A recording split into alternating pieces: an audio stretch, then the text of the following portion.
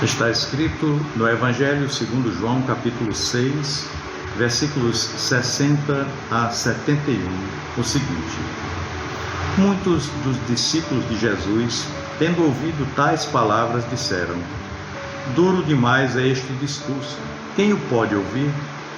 Mas Jesus, sabendo por si mesmo que eles murmuravam a respeito de suas palavras, interpelou-os, dizendo: Isto vos escandaliza?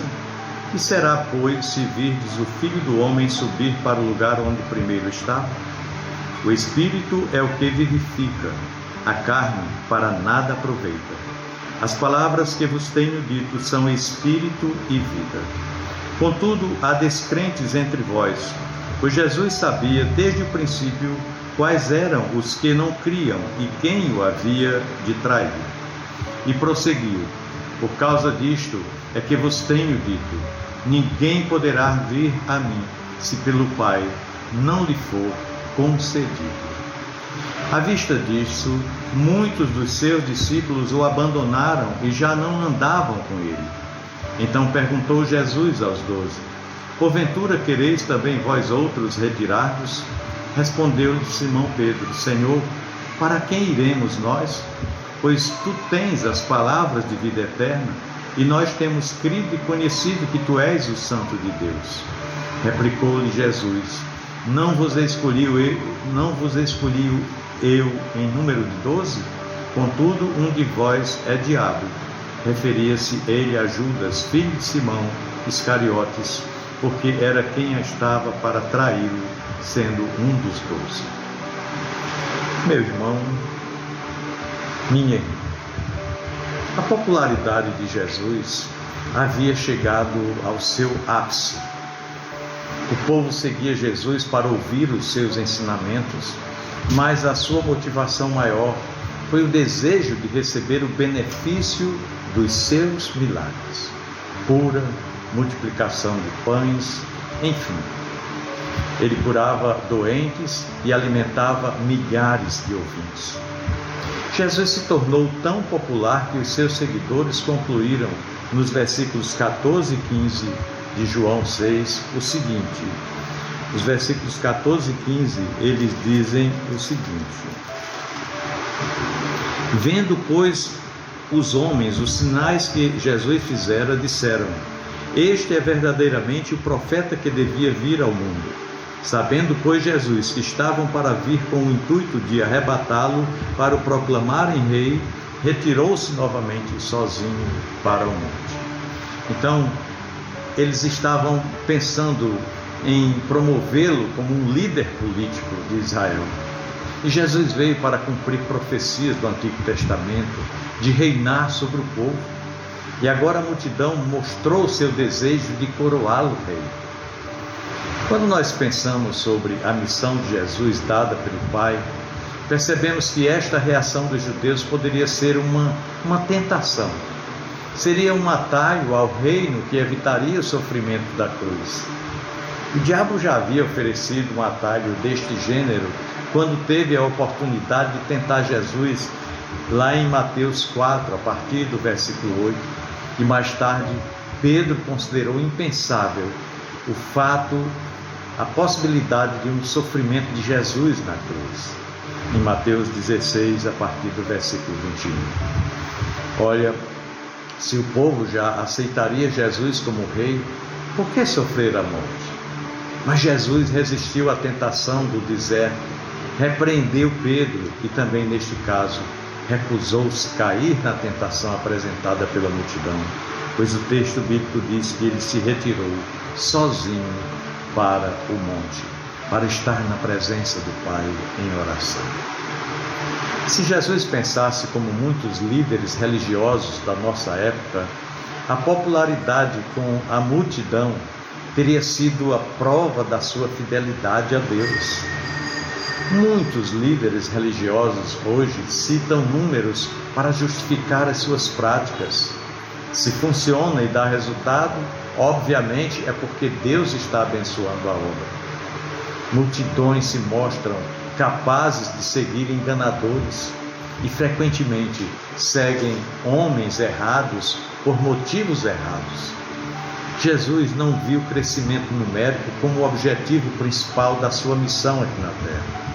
E ele não permitiu que a sua popularidade fosse interpretada como prova de sucesso ou de fidelidade a Deus. Não. No Evangelho de João, capítulo 6, nós aprendemos lições importantíssimas da resposta de Jesus para a multidão.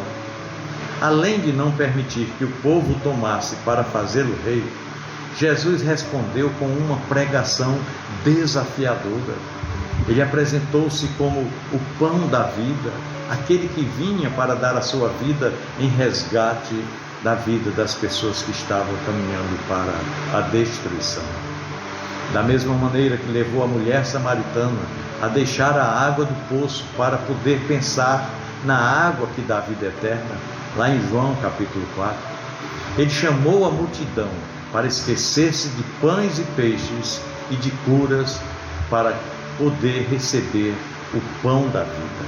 É o que nós vemos aqui a partir do versículo 22 de João 6. Comer do pão da vida significa tornar-se participante da natureza de Cristo, ou seja, desenvolver o caráter do Senhor na nossa vida. A noção de um rei capaz de curar os doentes e de alimentar as multidões foi muito atraente, mas aceitaram um Senhor que exigiria uma transformação total de vida e caráter era outra coisa.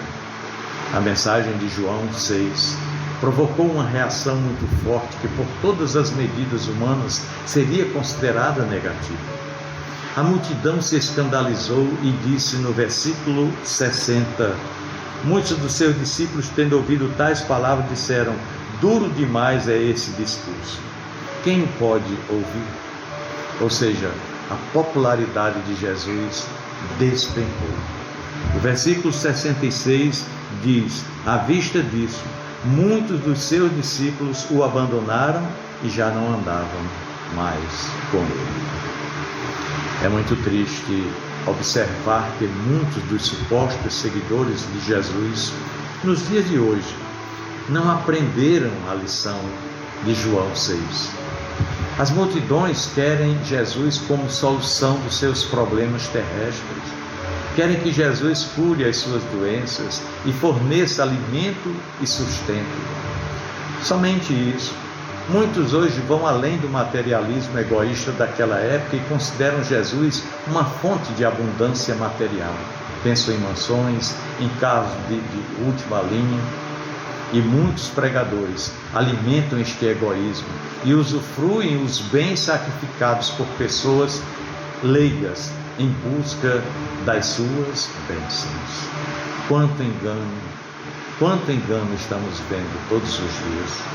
Mas poucos querem o que de fato Jesus realmente oferece, ou seja, o privilégio de negar-se a si mesmo, tomar a sua cruz e morrer por ele.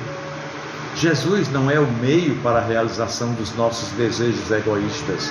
Ele é o Rei eterno, que merece a nossa adoração e obediência para sempre. Aqueles que se entregam de fato para honrar o Senhor recebem a promessa da vida eterna na presença do Senhor. O fato que nos motiva é o mesmo que motivou Pedro e os demais apóstolos. Pedro recusou abandonar Jesus e disse nos versículos 68 até o versículo 69, ele disse, respondendo Simão Pedro: Senhor, para quem iremos nós? Pois só tu tens palavras de vida eterna e nós temos crido e conhecido que tu és o Santo de Deus. É assim que devemos também reagir. O Senhor é o nosso Salvador, mas acima de tudo, o Senhor de nossas vidas. Pensemos nisso, no amor de Cristo. Amém.